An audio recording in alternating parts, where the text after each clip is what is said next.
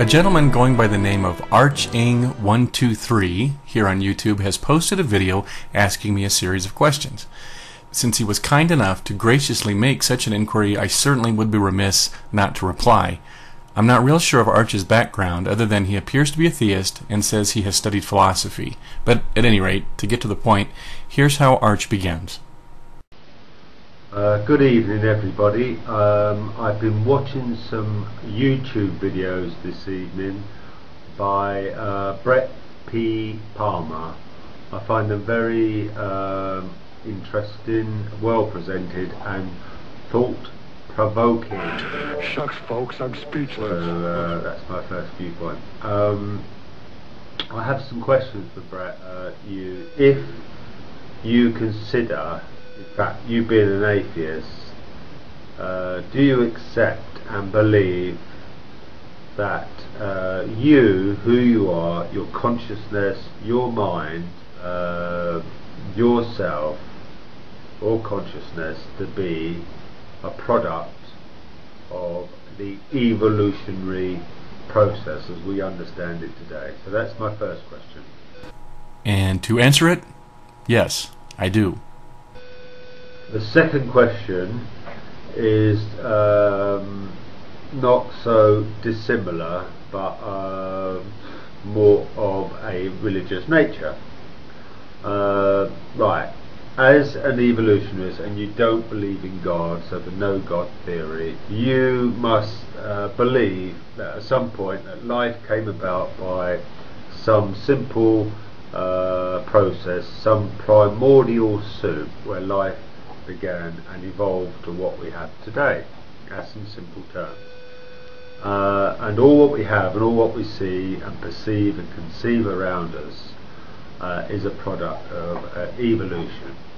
Well, I'm not sure if the process which brought about life was simple, nor do I know if it occurred in a primordial soup. It could very well have occurred near a deep sea thermal vent, but I think I understand the thrust of your question, which is, do I believe there was no supernatural intervention in the formation of early life, and has evolution alone, again without supernatural intervention or plan, been responsible for the diversity of life we have today?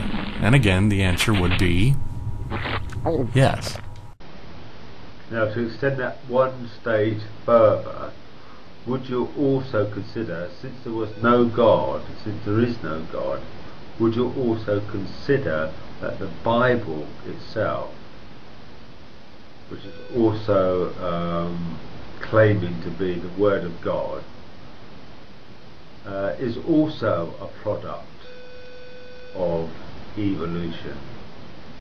Now, I must admit that this is one of the oddest questions anyone's ever asked me. Evolution, at least in the sense we've been discussing it, applies to biological organisms, and the last I checked, the Bible didn't qualify as one of those. I suppose if we were to change the definition of evolution to one of literary evolution, then yeah, I would say the Bible is the product of evolution. It is the product of many hands, many authors, many editors, evolving the books from oral stories into a written and rewritten and redacted text that we have today. Now, I would assume that evolution, or the idea concept of evolution,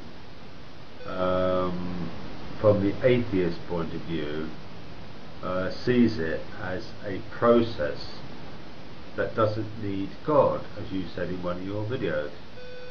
So, in fact, does this same process that doesn't need God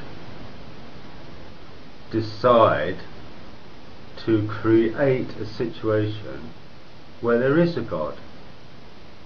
Why does a process that doesn't need God decide that it needs to make up a story about a God? And do you believe that religion is a product of evolution itself? Well, evolution cannot decide anything, nor can it create situations. I think what you're asking is, if evolution is such an atheistic process, meaning it doesn't require a God to operate, then how can it have produced beings, us, with a capacity to invent something like God? I don't have the exact answer for that, but I do have an idea. Well, not mine actually, but Stephen Gould's.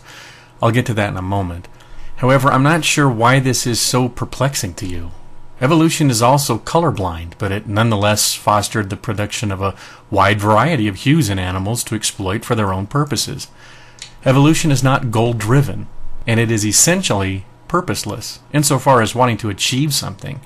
Evolution is merely the term we apply in biology to the process that breeds speciation. It's hardly more than that. But back to this idea of why evolution would favor the selection of a creature who invented such notions as God. I don't think evolution actually selected for the invention of or the belief in God, but such an invention and belief is actually a byproduct of the human mind, which itself was selected. Human ancestors used their minds to find patterns in nature for a wide variety of reasons, and I'd assume that this pattern-seeking behavior was selected for because it was advantageous to the survival of our species. Finding patterns then led to the invention of gods, spirits, demons, and whatnot in the absence of modern scientific methods, and this in turn led to the development of religion. You'll notice that human beings pattern themselves in social communities and hierarchies, and oddly enough, these structures are paralleled in many religious systems. This idea of byproducts of evolutionary processes is termed biological spandrels, after the spandrels in the Basilica di San Marco. I'll leave a link below in the description box so you and anyone else can read up more about it. Suffice to say that, again, something that looks intentionally designed isn't necessarily.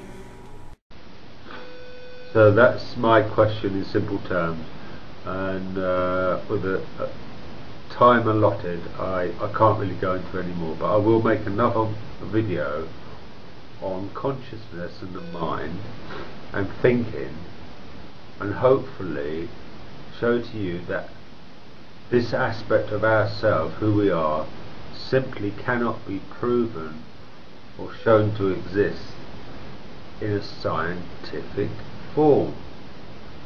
Thank you. Hope to get a reply from you soon, Brett. Bye bye. So, consciousness thinking can't be shown to exist scientifically? Really? Well, I do look forward to your next video. Hope you enjoyed my response. See you around, Archie.